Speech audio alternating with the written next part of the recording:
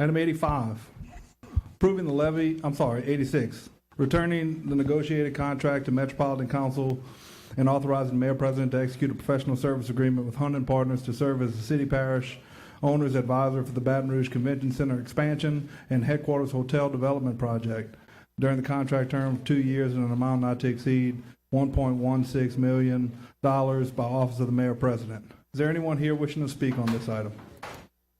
We have Mr. Darrell Glasper.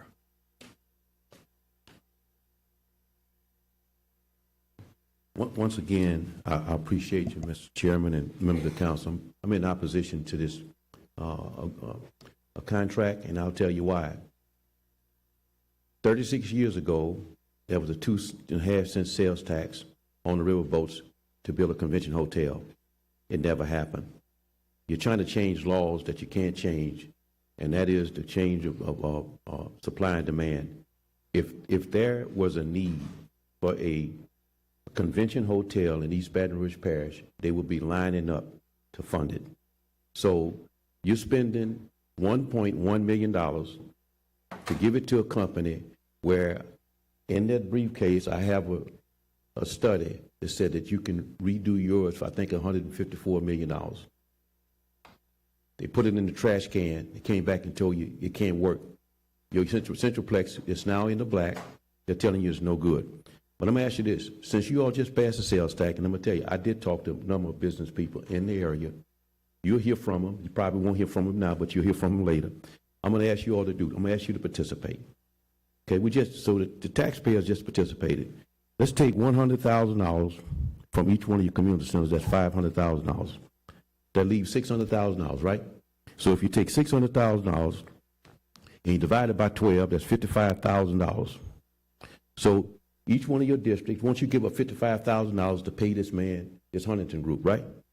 Now, that's taken out of the community centers. But if you want to do it, all 12 of you all, and you want to pay the $1.1 million, I think you divide that into the amount of money, it's going to come out to either $91,666, or if it's $1,160,000, it's going to be $96,000 out of you all's budget. Once you all step up to the plate. I always stepped up to the plate. And if you truly believe that this is what you're supposed to do, go and I'll write it up right now, sitting there, and I'll take it out of the community centers and then out of your pockets. Or you can forget about the community centers. I think you're going to do enough to the taxpayers. Write the check, $96,000 out of your all account. Tell the mayor I want to participate. Thank you all very much. Anyone else wishing to speak on this item? Yes, ma'am.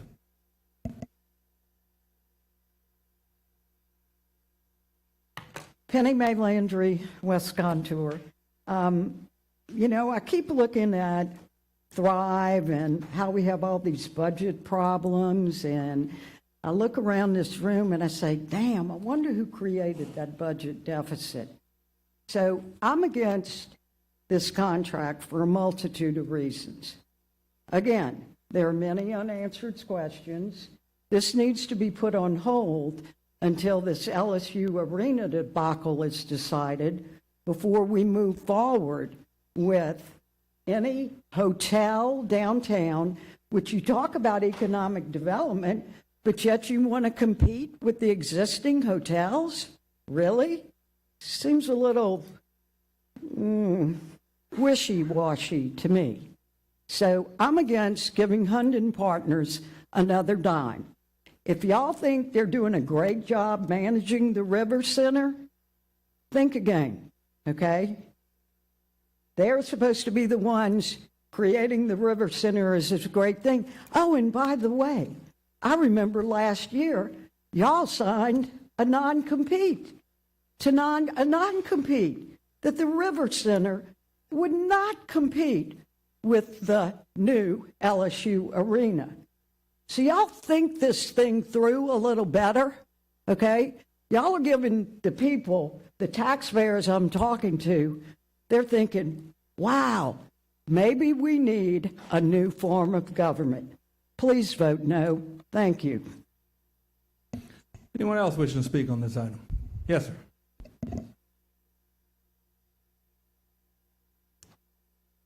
Coleman Brown again, 836 Baton, Baton Rouge, Louisiana, lifelong resident and architect. I have asked the finance department in a request, and I've asked y'all, I thought two other people had, for a financial feasibility study of the River Center and the arena. And I don't think I've received it, not much of a phone call or anything. Have any of you received a good financial report? I guess it's bad policy to ask you a question, but if there is one, maybe you could send it to us or whatever.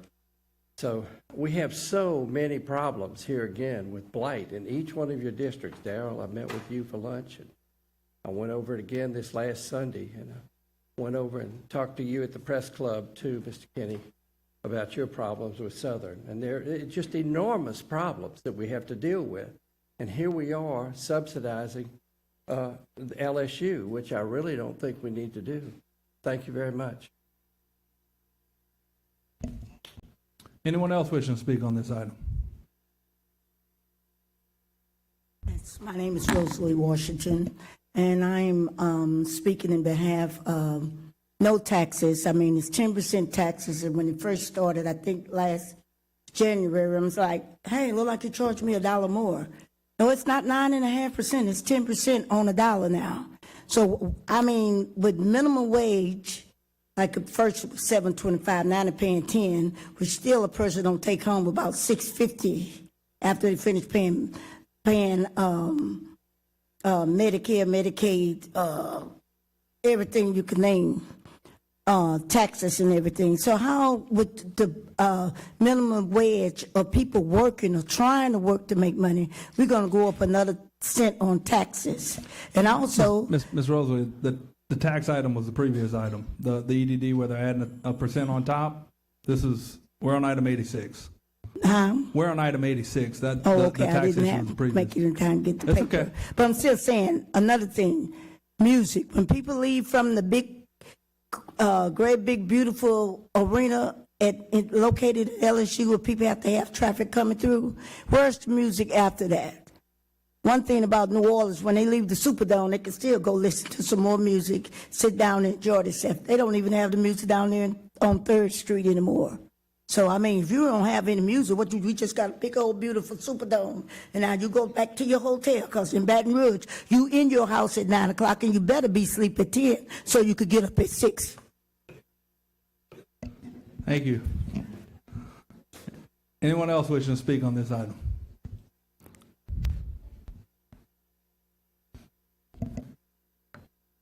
Mayor Pro Tem, council members, thank you. I'm Jill Kidder with Visit Baton Rouge, and I know I've been in front of you several times about the River Center and the situation that we find ourselves in as being just not competitive, even in our own state, much less the region that we have to compete in.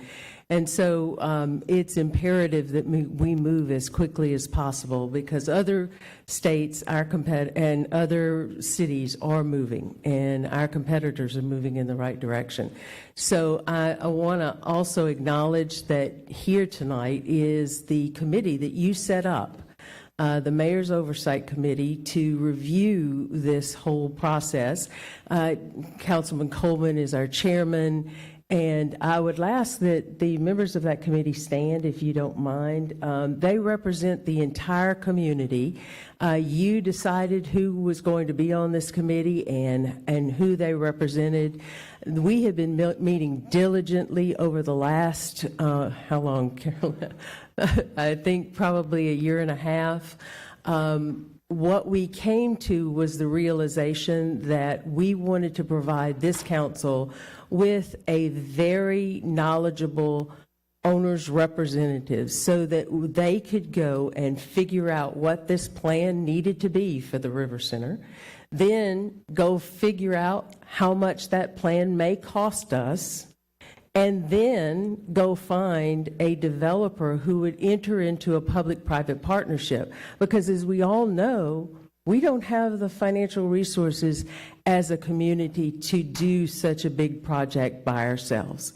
And so that's where we are tonight, is approving the contract for what we call the owner's representative. And we would ask you sincerely to let us get started with this. We are so far behind, and that facility needs so much work, no matter what happens anywhere else in this city, including that headquarter hotel. And without it now, and we know this for a fact, without a headquarter hotel attached to your center, you are just not competitive any longer.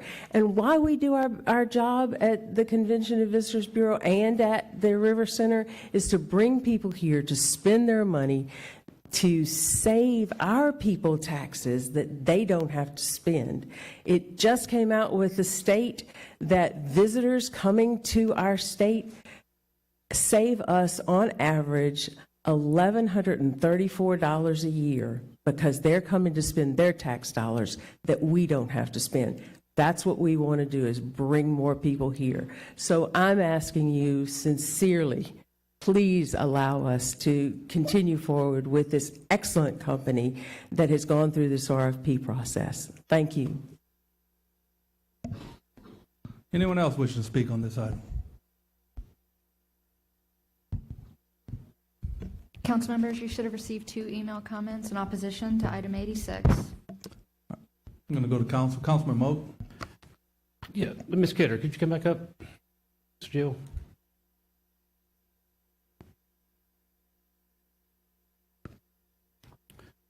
So Yes, I sir. know Ms. Councilwoman Coleman is chair of the committee, but I'm going to let her speak and everything. But I wanted to ask you, on this selection with the hunting group, how many applications did we get in, and how many people did we interview?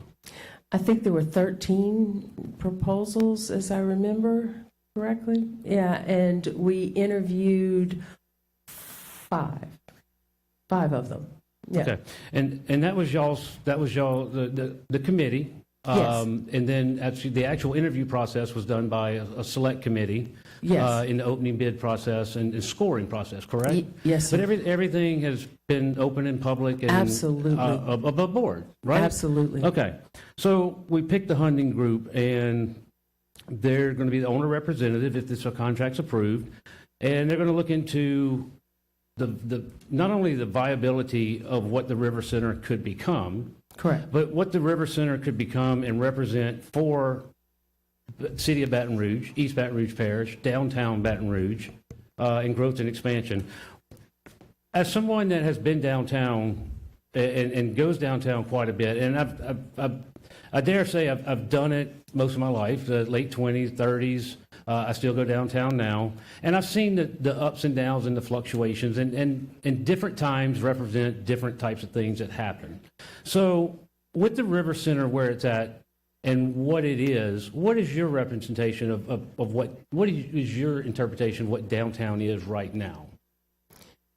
As far as the downtown is concerned, I think we have a good downtown, but it's not going to remain competitive unless we take some action. And I think with Plan Baton Rouge 3, with the revitalization of the River Center, these things can be catalysts for transformational change, not just for downtown, but for this entire region. Correct. I agree. Is Ms. Whitney here? There she is. Can you come up, please?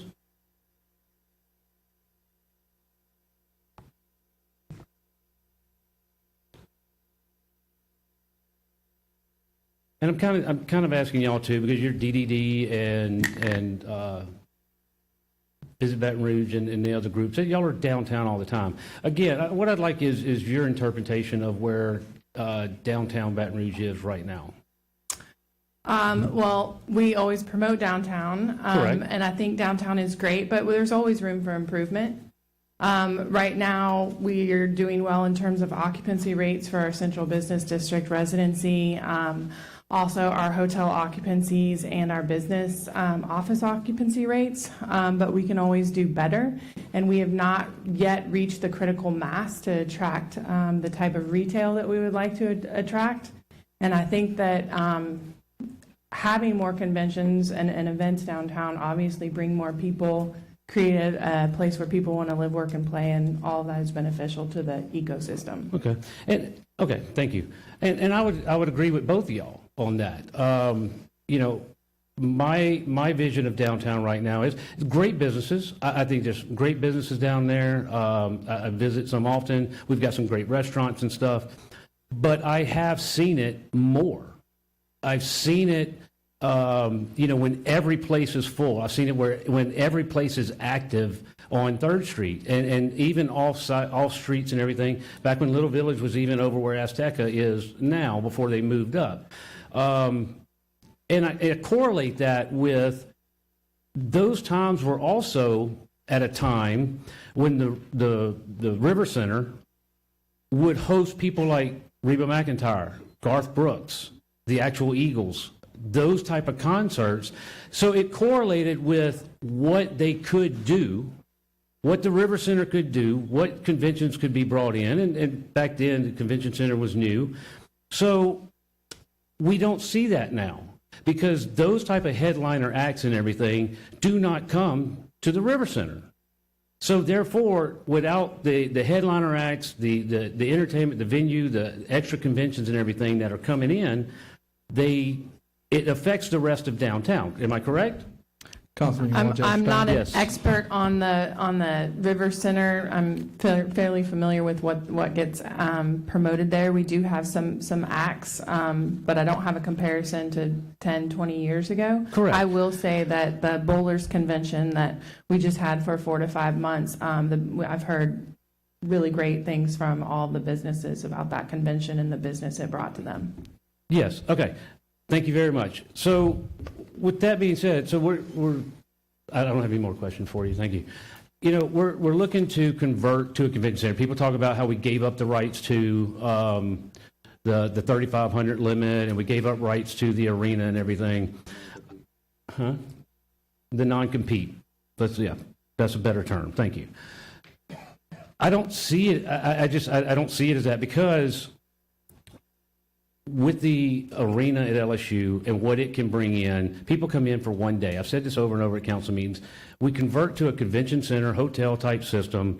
The Smoothie King Arena and the New Orleans Convention Center are two completely separate things. And I can guarantee you, I'm down there at that convention center a whole lot more and staying in New Orleans than I am at the arena. I will go in for a concert. I might go out with some friends afterwards, and then I'm coming home. I'm not staying down there. With the arena and with the convention center, I'm staying down there and I'm spending money and I'm staying through the whole process. That's where I'm saying, and we can bring in more by doing this. We can't stay stagnant where we're at. We can't keep something that's not bringing in anything. Is Hunting Group here? Could you come up? Based on like cities and size of the arena, and I only got 3 minutes left, do you see bringing in any more than what we've already had? I mean, obviously I had to study what we're bringing in now. Do you see bringing in any better if we stayed where we're at? No, and frankly, the convention and trade show industry has changed over time, and so a couple of decades ago, having a decent convention or meeting facility would have been enough. Today, the competition, they all have attached headquarters hotels. There are competitive communities that are trying to do that. And so in order to remain competitive, you need to change. Right. And to be competitive, you have to be able to bring in the conventions. Or they're going to overlook you. They're going to go somewhere else. They're going to go somewhere where there's a vibrant life, outside life of the convention center. So when they're finished for the day, they can go somewhere else.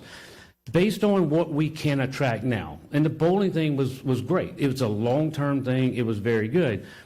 What types of conventions, if we go with this plan and we're looking at really creating a vision and what we want to bring in, what size and capacity are we looking at in the types of conventions that we could bring in? Well, what you will be able to do is attract what's considered to be, I'll call it higher rated business where there are more overnight visits. You'll be able to have multiple events, and just that in and of itself will create a lot of additional vibrancy in downtown Baton Rouge. Okay, do you see larger conventions than the bowling league that we've brought in? Do you see, I don't know how many people are in the convention center at one time. Somebody might could answer this. I know I'm about out of time, but I don't know how many people were staying in the convention center during the bowling thing other than the bowlers and coming in. But, I go to one hall in New Orleans, let's say Hall A, and there's a couple thousand people in that hall at any one given time for a convention. And they're in and out all day. Whether we go across the street to a restaurant or we're staying at a hotel across the street or something like that, that's the kind of thing that you see us attracting is, capacity-wise.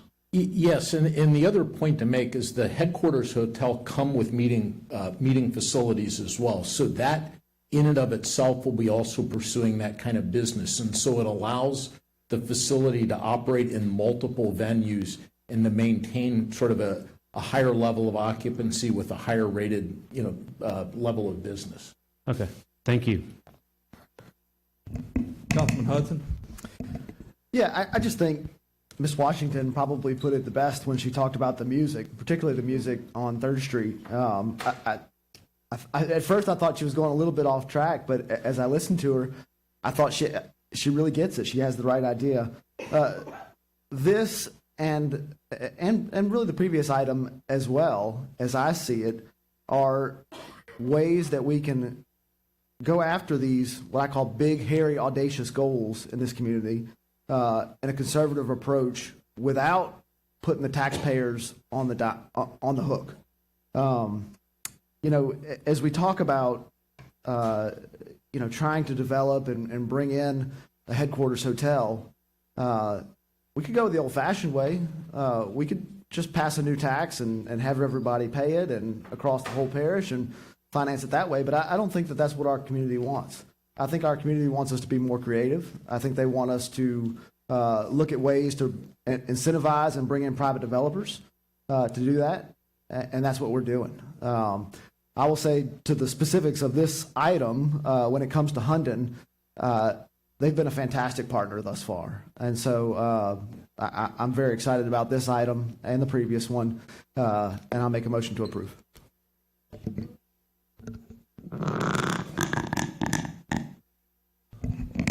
Councilwoman Rocca?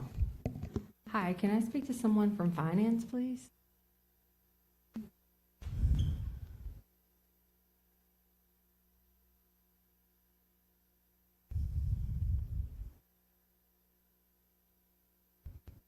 Hi. So there's been a lot said here tonight, and I love that I have all of y'all here to clear things up and make sure there's no misconceptions or misinformation being circulated on Facebook, on the news, or anywhere otherwise. So can you please tell me, where does the $1.16 million come from? Is that general fund dollars or not? It is not general fund dollars.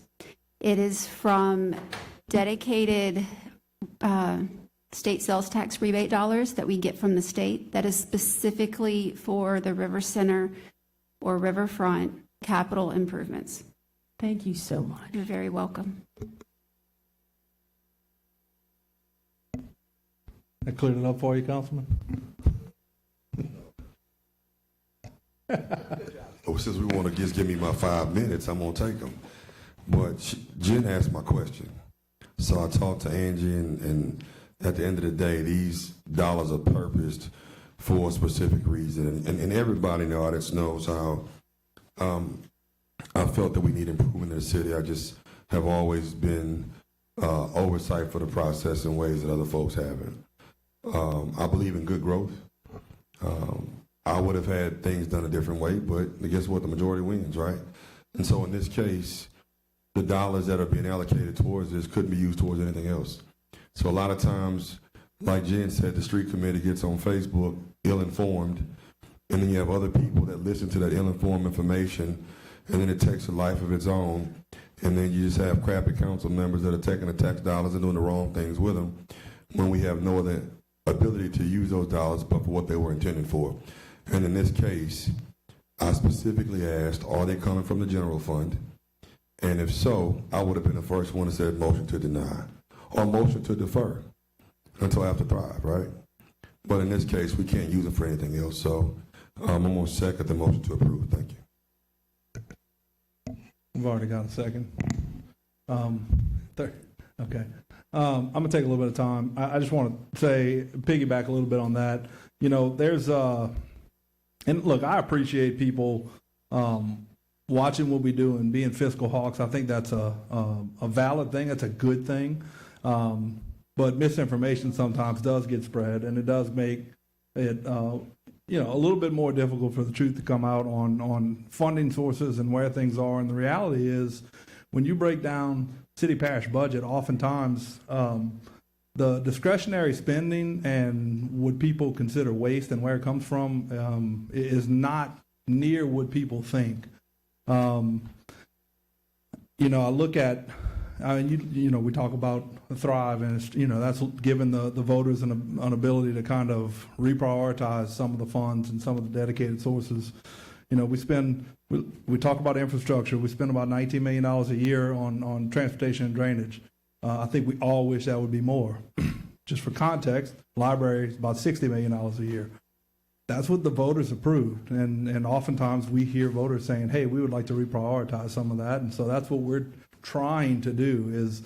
But the reality is some of these dollars are fixed, and just like Councilwoman Rocca asked and was answered, is these dollars are dedicated specifically for River Center maintenance and our improvements. And so, this is the kind of thing, and I've dealt with this for a long time, being in public office for 15 years. We see, why are they planting plants in the median or doing the sidewalk?